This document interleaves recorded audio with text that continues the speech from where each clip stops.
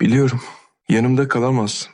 Gitmek istemiyorum. Ama bunu oğlumuz için yapmak zorundayım. Senin ve Deniz için beğendiğin o evi satın aldım. Artık güvende olacaksınız. Bizim için yaptığın her şey için teşekkür ederim. Seni çok seviyorum. Ben de seni seviyorum. Söz veriyorum. Çok yakında yeniden birlikte olacağız. Cihan Aliye ve Deniz ile birlikte bir süreliğine malikaneden ayrılmak gibi zor ama gerekli bir karar alır.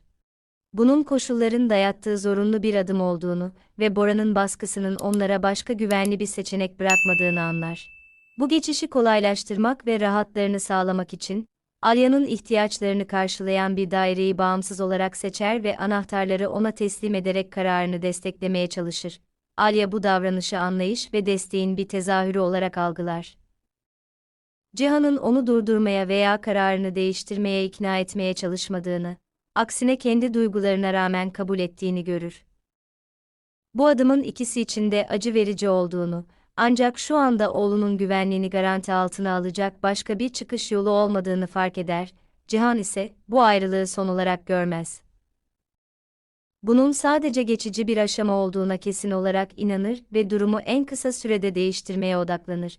Veda anı her ikisi de önlerinde belirsizliğin olduğunu anladıkları için duygusal olarak gergin bir hal alır. Buna rağmen Alya, oğlunun iyiliği için hareket ettiğini fark ederek ayrılmanın gerekliliğini kabul eder. Kararı bilinçli ve aynı zamanda acı vericidir, çünkü kendi istekleriyle çelişmektedir. Cihan için de bu an bir sınav haline gelir. Ancak durumu daha da karmaşıklaştırmamak için duygularını dizginler, Boran açısından bakıldığında, bu durum bir zafer gibi görünmektedir. Olanları izler ve onları ayırmaya zorlayarak amacına ulaştığına inanır. Ancak asıl önemli olanı hesaba katmaz. Mesafe duygularını değiştirmez veya bağlarını yok etmez. Aksine bu zorunlu ayrılık, birlikte olma ve gelecekleri için mücadele etme kararlılıklarını daha da güçlendirir. Boran Deniz'i alma tehdidini ana etki aracı olarak kullanarak Alya'ya baskı yapmaya devam etse de, Alya'nın içsel pozisyonu değişmez. Bu baskı altında duygusal dengesini kaybedebilir, ancak Cihan'a karşı tutumu değişmez.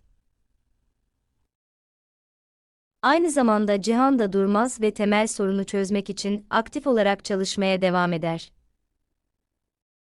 Cihan Deniz'in velayet sorununu nihayet çözmesini sağlayacak bilgileri bulmaya odaklanmıştır.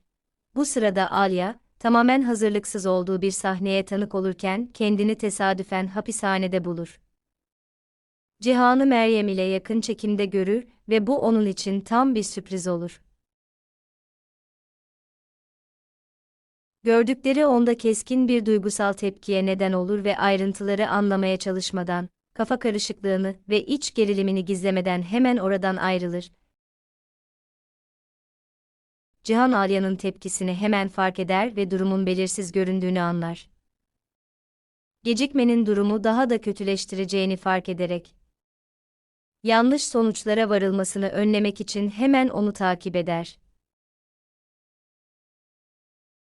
Duygular ciddi bir çatışmaya dönüşmeden önce her şeyi hemen açıklamak onun için önemlidir. Alya'ya yetiştiğinde, gördüklerinin koşullarını ayrıntılı olarak açıklar. Bu kadının geçmişinden tanıdığı ve zor ve tehlikeli bir durumda kalan Meryem olduğunu açıklar. Mevcut durumuna yol açan olayların kısmen kendisiyle ilgili olduğunu, bu yüzden kendini sorumlu hissettiğini ve uzak duramayacağını açıkça belirtir. Bu Meryem'in hapse girmesine neden olan ciddi bir sorun ve bu yüzden Cihan onun oradan kurtulmasına yardım etmenin bir yolunu bulmaya çalışıyor. Alya yavaş yavaş sakinleşiyor ve durumu farklı bir şekilde değerlendirmeye başlıyor. İlk tepkisinin duygular ve kıskançlık tarafından yönlendirildiğini, olan biteni gerçekten anlamadığını fark ediyor. Aceleci davrandığını kabul ediyor ve gördüklerine karşı tutumunu değiştiriyor. Cihan ise sonunda tüm şüpheleri ortadan kaldırmaya çalışıyor. Geçmişin artık onun için önemli olmadığını ve duygularının sadece Alya için olduğunu açıkça belirtiyor.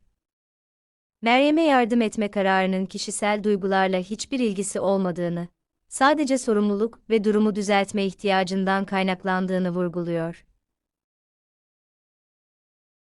Bu konuşmadan sonra aralarındaki gerilim yavaş yavaş ortadan kalkıyor. Alya artık Meryem'i ilişkileri için bir tehdit olarak görmüyor ve duruma daha rasyonel bir şekilde bakmaya başlıyor. Şimdi duygular tarafından yönlendirilmemenin, karşı karşıya oldukları gerçek sorunu değerlendirmenin önemli olduğunu anlıyor. Sonunda kenarda durmamaya ortak bir karar alırlar. Alya Cihan'ı desteklemeyi ve Meryem'e nasıl yardımcı olabileceklerini anlamak için onunla birlikte çalışmayı kabul eder.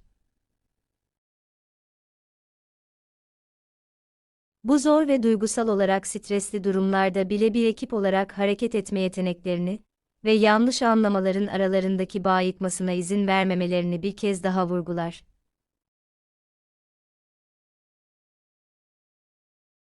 Olaylar nihayetinde Cihan ve Alya'nın ilişkisinin, duygusal dürtülerin ana rol oynadığı, ancak bilinçli kararların ve ortak bir gelecek için sorumluluğunda ön plana çıktığı bir seviyeye ulaştığını gösteriyor. Zorunlu ayrılık onlar için bir zayıflık veya geri çekilme işareti değil, denizi korumayı ve daha büyük riskler almadan daha ileriye gitme yeteneğini muhafaza etmeyi amaçlayan düşünceli bir adım haline geliyor.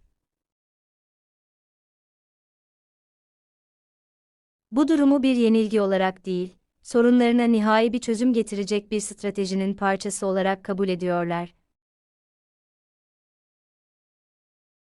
Aynı zamanda bu mesafe aralarındaki bağı daha da güçlendiriyor, çünkü her ikisi de koşulların baskısı altında bile birbirlerinden vazgeçmeye hazır olmadıklarını açıkça fark ediyorlar. Bu olaylarda Cihan'ın rolü daha da belirleyici hale geliyor. Çünkü sadece desteklemekle kalmıyor. Meryem ile olan durum Cihan ve Ali arasındaki güven düzeyini daha da vurguluyor. Meryem'e yardım etme kararı, eylemlerinin kişisel çıkarların ötesine geçtiğini ve sorumluluk duygusuna dayandığını da gösteriyor.